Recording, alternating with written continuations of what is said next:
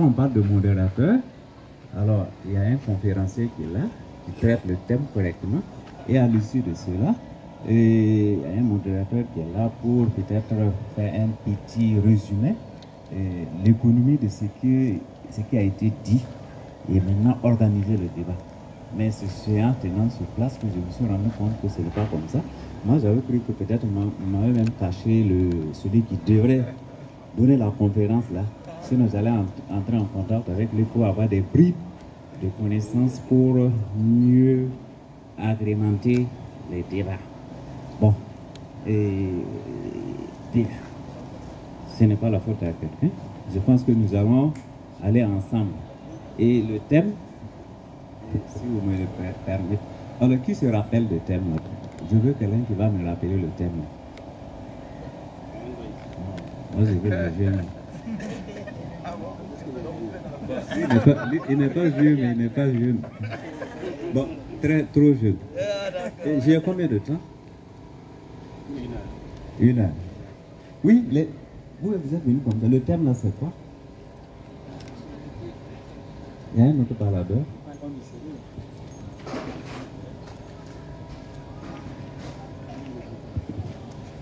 La solidarité chrétienne est-elle d'actualité de nos jours?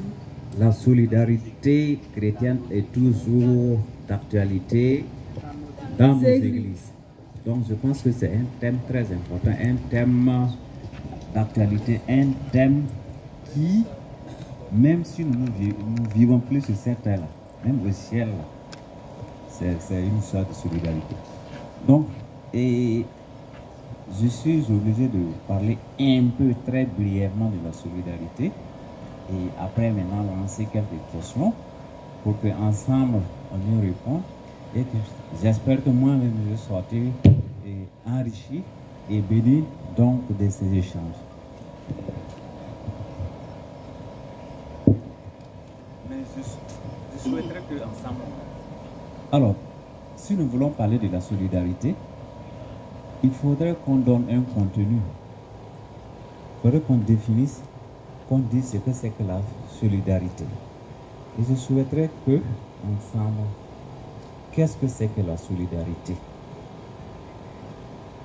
Quand on parle solidarité. Voilà. Vous pouvez faire un petit exposé et après je reviens. Ça va aller. Alors, dans mes... Bon, quand je me préparais pour venir être modérateur, comme l'autre côté, alors, la solidarité est le sentiment de responsabilité et de dépendance réciproque au sein d'un groupe de personnes qui sont moralement obligées les unes par rapport aux autres. Ça veut dire que la solidarité, tout simple, c'est que les problèmes rencontrés, les difficultés rencontrées par l'un ou l'autre personne, en tout cas un des membres, concerne l'ensemble du groupe. Lorsque vous donnez Barthélemy des problèmes, alors c'est tout le monde qui a le problème. Donc, lorsque un membre a un problème, tout le groupe a le problème. Et ensemble, on va chercher des solutions. Voilà une autre approche de solidarité qui dit ceci. Alors, la solidarité, c'est ce qui unit des personnes dans un sentiment d'entraide. Ces personnes se sentent liées car elles font partie de la même famille, vivent dans la même ville, le même pays et sur la même planète, etc., etc. Et ça, c'est une définition qui vient de... Ça colle avec la physique, avec le monde, avec le physique, mais dans l'Église, c'est assez clair et c'est valable. Parce que nous sommes tous, nous vivons tous en Christ, nous sommes frères et sœurs. Donc naturellement, la solidarité doit s'exercer, doit avoir sa place. Alors, de quoi? Mais la solidarité se fonde sur quoi? La solidarité se fonde sur l'égalité. L'égalité, c'est pas notre égalité dehors là, c'est l'égalité entre nous. Par exemple, quand un gouverneur vient dans l'église, c'est un fidèle, c'est un frère en Christ. Voilà pourquoi quand on dit que moi je cherche à me cacher, parce que non, ici là nous sommes des frères et sœurs en Christ. Mais dès lors qu'on met le titre, on est en train de creuser, on est en train de fossoyer un peu la solidarité. On est en train de gratter ça, de troncaturer un peu la solidarité. Donc, l'égalité. Ensuite, la solidarité est fondée sur l'inclusion. Il n'y a pas d'exclusion possible. On doit inclure tout le monde. Chacun de nous a ses compétences, chacun de nous a ses capacités, ses qualités, ses habilités, sa personnalité, et on doit fédérer tout cela pour rester un. Ensuite, bon, et la solidarité est fondée aussi sur la justice sociale. La justice sociale, ça veut dire que il ne faudrait pas que la faute de quelqu'un, on met ça devant, on exhibe la faute, jusqu'à un temps la personne est obligée de disparaître, mais la personne, quand il voit ses frères, il doit rester. Non. Donc, il faudrait ne pas juger. Donc, alors, nous poursuivons très rapidement.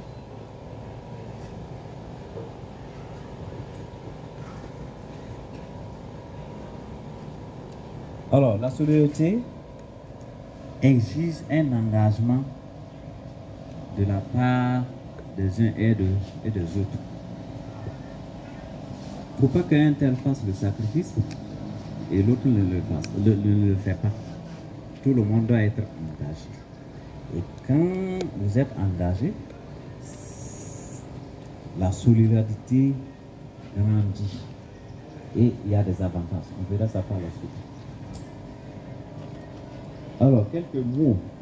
Quand on entend parler de solidarité, comme j'ai dit, hein, c'est en haut comme ça, hein, et je pense que ça, c'est bon. Voilà, on entre comme ça. Et quand on parle de solidarité, on entend quoi? Peut-être les synonymes, ou bien les mots proches. Il y a quoi? Il y a altruisme. Altruisme, c'est-à-dire disposer, quelqu'un qui est disposé à s'occuper d'autrui, qui est disposé à s'intéresser à autrui. Quand on parle de solidarité, bon, il y a la camaraderie, bon, mais ça c'est un niveau inférieur. Il y a la charité, il y a l'entraide, il y a la philanthropie, il y a l'unité, il y a la complicité, bon, il y a la fraternité, etc., etc. Quand on va parler de solidarité, c'est un ensemble de ces mots-là qui reviennent. Et bon, il y a un autre moyen. Oblation, oblativité, l'action d'offrir, l'action de donner. Alors, donc ça c'est de façon ramassée. Maintenant à l'église, à quel moment est-ce que dans l'église, est-ce que les questions, est-ce qu'il est fait mention de la solidarité? Est-ce que la notion de solidarité existe? Et si je vais inviter quelqu'un de nous lire Lévitique chapitre 25, les versets 35 et 36. Lévitique chapitre 25 et les versets 35 à 36.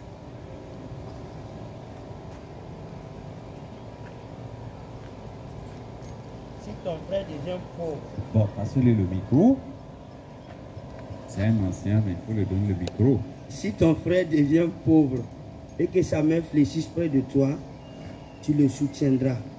Tu feras de même pour celui qui est étranger et qui demeure dans le pays, afin qu'il vive avec toi. Tu ne tireras pas de lui, tu ne tireras de lui ni intérêt ni usure. Merci beaucoup. Voilà. Donc, je pense que la notion de solidarité était déjà là. Dieu lui-même l'a institué. Si vous relisez, bon, comme je n'ai pas ça encore sous les yeux. Alors, l'entraide. L'entraide renforce la solidarité. Les soutiens, ça renforce la solidarité. Le fait de venir en aide à quelqu'un, ça renforce la solidarité. L'aide ne se limite pas dans le domaine matériel, dans le domaine financier, etc. Un appui psychologique, un appui, en tout cas psychosocial, ça peut permettre à un individu de bien se développer. Donc, il faut dire que dans la Bible, clairement, la solidarité est là. Et si on prend même la religion par définition, ou bien l'Église, c'est la solidarité. La solidarité, une Église sans solidarité, c'est que cette Église-là, elle est morte. Parce que la solidarité, c'est comme Jacques dit, si la solidarité fait partie des œuvres, des actes qu'on pose. Donc, et s'il n'y a pas la solidarité, c'est que la foi, elle n'existe pas. La foi, elle est morte, comme Jacques le dit. Si nous lisons aussi dans Luc chapitre 10, versets 30 à 37, bon, je pense que les gens connaissent. Alors, celui-là qui avait fait un accident, et puis bon, le prêtre est passé, il n'a rien dit. Voilà le bon samaritain. Bon, je n'en rentre pas. Donc, la solidarité est bien et belle mentionnée dans l'Église. Donc, après cette brève introduction, puisque nous allons échanger, je ne peux pas apporter tout. En ce moment, j'attends de vous pour être outillés. Alors, comment manifester la solidarité? Comment manifester la solidarité? Alors, c'est d'abord aimer tout simplement. Ensuite, soutenir et apporter de l'aide. Et il y a plein de versets qui accompagnent ça. Si nous prenons 1 Corinthiens chapitre 12, verset 26 jusqu'au verset 27. Et si nous prenons Jacques chapitre 2, verset 15 les versets 15 et 16, alors vous allez voir que on nous demande de soutenir et d'apporter de l'aide. Et enfin, comment manifester la solidarité? N'est pas juger. Dès lors qu'on juge, ça veut dire qu'on met la personne là en minorité. Dès lors qu'on juge, on exhibe la faiblesse de cette personne-là. Dès lors qu'on unit la personne, si la personne n'est pas moralement forte, alors il risque de décrocher. Donc, n'est pas jugé. Et tout ça, c'est, si vous lisez dans Romains chapitre 14, verset 4, Romains chapitre 15, verset 1, et Ésaïe 58, 7 à 8, alors il est question de ne pas juger. Parce que c'est Dieu qui a appelé, qu'il chute ou quoi, ça ne vous regarde pas. Votre travail, c'est, comme nous avons dit, le soutien psychosocial, le soutien spirituel, qui va permettre à la personne d'atteindre un certain niveau de compréhension. Et donc, la personne a chuté parce que manque de connaissance, ou bien à un moment donné de faiblesse, et ainsi de suite. Mais si on le juge, ça ne sert pas. Et enfin, pour terminer rapidement, l'homme est un être de relation. L'homme est un être de relation. Bon, nos élèves de première de un homme ne peut pas se retrouver isolé dans ce monde-là sans relation. Ce n'est pas possible. Donc, quand nous parlons de solidarité, nous voulons parler dedans une relation. Une relation. Ok? Donc, c'est pas une relation objective seulement. Donc, c'est une relation subjective et injective en même temps. Donc, de vous à plusieurs personnes, puisque nous sommes frères et sœurs à Christ. Et Dieu nous a créés à son image. Nous, on ne peut pas choisir quelqu'un, dire lui là, il n'est pas comme les autres. Non, Dieu nous a créés et chacun a ses faiblesses et ses forces. Donc nous devons les accepter. Et l'inverse aussi, tout le monde a en relation avec. De telle sorte que s'il y a des difficultés, il y a des problèmes quelque part, nous puissions nous entretenir. Et les avantages de la solidarité, La solidarité permet à tout un chacun de s'épanouir. Ça permet à ce qu'on découvre des talents. Ça permet, en tout cas, à chacun de nous d'avoir des initiatives heureuses, et de créer et d'amener le groupe plus loin. Mais s'il n'y a pas de solidarité, chacun fait attention à ce qu'il dit, chacun se renferme, fermé, borné, il n'y a plus d'inspiration, jusqu'à finalement le groupe ne tire rien. Donc, vous voyez que ce n'est pas facile. Donc, voilà un des avantages. Les gens s'expriment, les gens travaillent, les gens créent, les gens vont travailler à l'éloignement. Un autre avantage, c'est que si un membre souffre, alors il ne va pas souffrir seul. Les gens vont lui venir en aide, les gens vont venir le soutenir, les gens vont venir l'aider à se relever. Donc ça, c'est un avantage. Et de telle sorte que on puisse l'aider à se relever. Alors, c'est globalement dit. Nous allons maintenant revenir dans notre contexte. C'est entre nous ici. Est-ce que, présentement, dans nos églises, est-ce que nous permettons aux gens de s'épanouir? Est-ce que la solidarité fonctionne bien? Est-ce qu'il n'y a pas de l'égoïsme? Est-ce que chacun de nous ne met pas ses intérêts devant? Bon, comme j'ai dit, c'est ramassé. Parce que dans la solidarité, c'est l'unité qui compte. Mais quand il n'y a pas de solidarité, c'est que c'est les intérêts des uns et des autres qui sont mis en avant. Si tu es capable même de tuer entre griffes, si tu es capable de le nuire pour que tes intérêts aillent de l'avant. Donc quand il n'y a pas de solidarité, ce comportement-là s'installe. Et quand il n'y a pas la solidarité, lorsqu'un frère a un problème, on va lui dire, bon, il faut prier. Voilà. Et puis on continue la route. Donc, et alors que dans l'église doit permettre un développement holistique, un développement intégral de l'homme.